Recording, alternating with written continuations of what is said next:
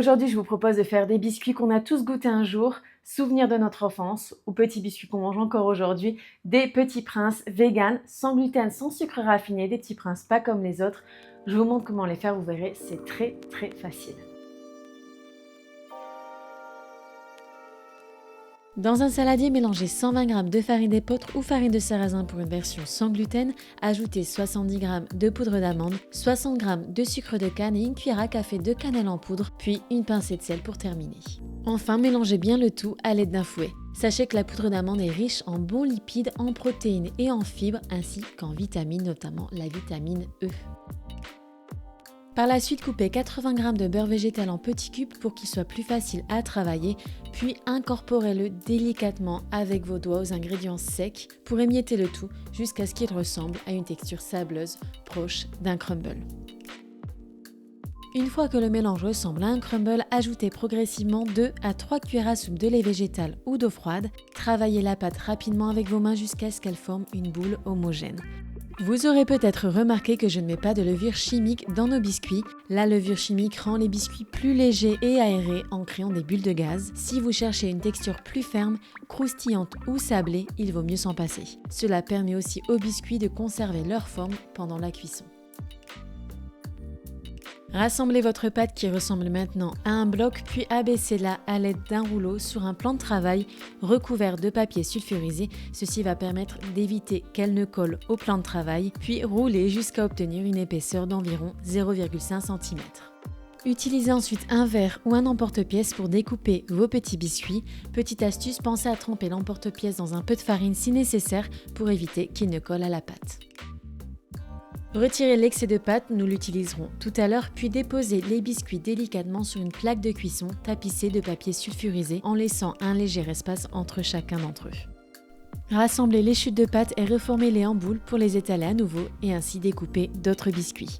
Petite astuce, si la pâte devient trop chaude et difficile à manipuler, placez-la quelques minutes au réfrigérateur avant de la travailler à nouveau.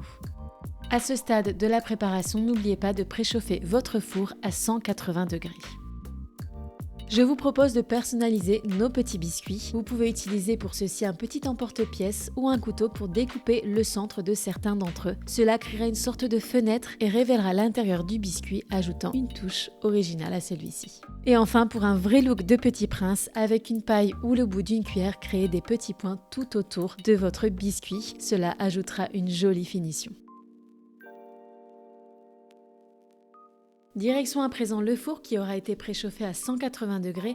Faites cuire vos petits biscuits pour environ 12 minutes ou jusqu'à ce qu'ils soient légèrement dorés. Gardez un œil durant la cuisson pour éviter qu'ils ne brunissent de trop. Ceci est la couleur souhaitée.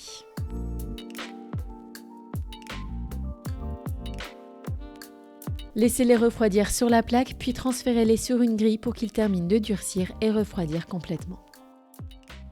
Pour garnir mes petits princes, j'utilise une pâte à tartiner au chocolat vegan, qu'il est d'ailleurs possible de faire vous-même. Je vous ai laissé dans la boîte de description juste en dessous de cette vidéo le lien vers ma recette de pâte à tartiner avec des noisettes absolument délicieuses, très facile à réaliser. Il vous faut juste un bon mixeur. D'ailleurs, dites-moi dans les commentaires si vous avez essayé le Nutella vegan. Je sais qu'il existe, je ne l'ai pas encore essayé pour ma part. Dites-moi ce que vous en pensez, votre avis. J'imagine qu'il doit être assez élevé en sucre et en huile, donc dites-moi ce que vous en pensez. En attendant, on a une alternative saine et gourmande dans la boîte de description juste en dessous de cette vidéo.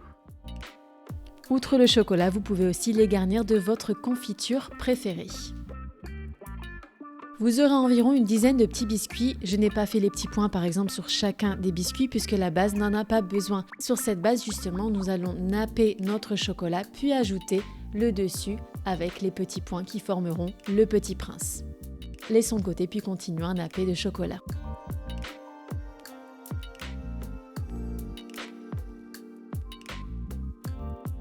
J'utilise à présent la confiture réalisée avec amour par mon papa, une confiture de courge et épices absolument délicieuse. Je fais ces petits biscuits en hiver et c'est absolument de saison. Vous pouvez bien sûr les garnir de confiture à la fraise ou pourquoi pas de chocolat blanc. Bref, choisissez ce que vous aimez le plus. Dites-moi dans les commentaires quel est le petit biscuit ou le petit gâteau qui vous ramène en enfance. C'est peut-être le Petit Prince, le BN ou tout autre biscuit. Partagez-moi ceci dans les commentaires, ça rappelle souvent de bons souvenirs. J'espère que cette recette vous a plu. Si c'est le cas, n'oubliez pas de cliquer sur le bouton j'aime qui se trouve juste en dessous de cette vidéo, de vous abonner à ma chaîne, cela me soutient énormément. On se retrouve très vite pour une prochaine vidéo saine et toujours gourmande.